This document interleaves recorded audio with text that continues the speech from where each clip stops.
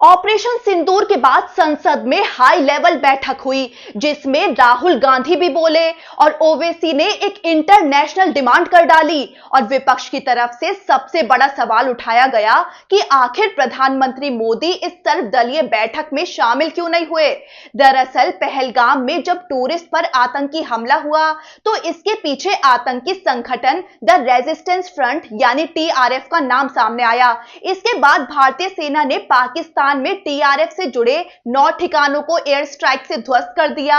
इसी ऑपरेशन को नाम दिया गया ऑपरेशन सिंदूर। इसके बाद सरकार ने सर्वदलीय बैठक बुलाई जिसकी अध्यक्षता रक्षा मंत्री राजनाथ सिंह ने की। इस बैठक में Congress, AIMIM, NCP, Samajwadi party समेत सभी प्रमुख दल शामिल हुए। सभी ने एक सुर में सरकार और सेना के इस जवाबी एक्शन की तारीफ की, लेकिन कुछ सवाल भी किए। कांग्रेस अध्यक्ष मल्लिकार्जुन खड़गे बोले कि जो काम कर रहे हैं करते रहिए, हम आपके साथ हैं। लेकिन उन्होंने एक सवाल भी उठाया कि आखिर प्रधानमंत्री मोदी इस अहम बैठक में शामिल क्यों नहीं हुए। बैठक के बाद बाहर आकर खड़गे ने सरकार पर ऑपरेशन सिंदूर को लेकर ब्रीफिंग ना देने का इशारा किया।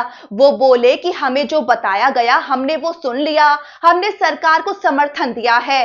साथ ही खड़गे ने प्रधानमंत्री मोदी पर निशाना साधा। वो बोले कि प्रधानमंत्री को शायद लगता है कि वो संसद से भी ऊपर हैं। वो आगे बोले कि जब वक्त आएगा तब बात करेंगे, अभी इस घड़ी में हम किसी की आलोचना नहीं करना चाहते। राहुल गांधी ने भी बैठक में अपनी बात रखते हुए कहा कि हम एकजुट हैं और शुरुआत से सरकार के साथ हैं। इसी के साथ राहुल गांधी ने मोदी सरकार पर निशाना साधते हुए कहा कि हाँ, कुछ चिंताएं जरूर हैं, लेकिन ये वक्त एकता का है, आलोचना का नहीं। वहीं समाजवादी पार्टी ने भी PM मोदी की गैर मौजूदगी पर सवाल उठाया। अब बात करते हैं AIMIM प्रमुख असदुद्दीन ओवैसी की, जिन्होंने ना सिर्फ ऑपरेशन सिंदूर की सराहना की बल्कि बैठक में बेहद अहम सुझाव भी दिए।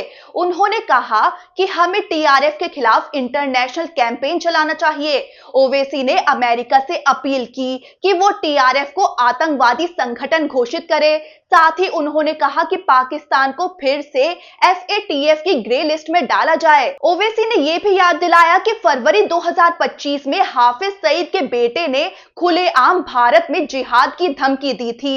ओवैसी ने UN से अपील की है कि TRF को इंटरनेशनल टेरर ऑर्गेनाइजेशन घोषित किया जाए। ओवैसी यहीं नहीं रुके, उन्होंने ब्रिटेन और अमेरिका के साथ होने वाली ट्रेड डील का हवाला देते हुए कहा कि इन देशों को TRF पर प्रतिबंध लगाने चाहिए। वहीं बैठक के बाद संसदीय कार्य मंत्री किरण रिजिजू ने कहा कि ऑपरेशन अभी जारी है, इसलिए ऑपरेशन डिटेल नहीं दी गई, लेकिन देश की सभी पार्टियों ने जिस परिपक्वता के साथ एकजुटता दिखाई है वो बताता है कि भारत एक मजबूत लोकतंत्र है। तो ओवैसी की इंटरनेशनल मुहिम हो या राहुल गांधी की एकता की अपील, ये सब दिखाता है कि दुश्मन के खिलाफ भारत एकजुट होकर खड़ा है। अब आपको क्या लगता है, क्या इस एकजुटता को और मजबूती देने के लिए PM मोदी को सभी दलों की होने वाली बैठकों में खुद मौजूद रहना चाहिए? और क्या TRF जैसे संगठनों को इंटरनेशनल लेवल पर ध्वस्त करना अब जरूरी हो गया है?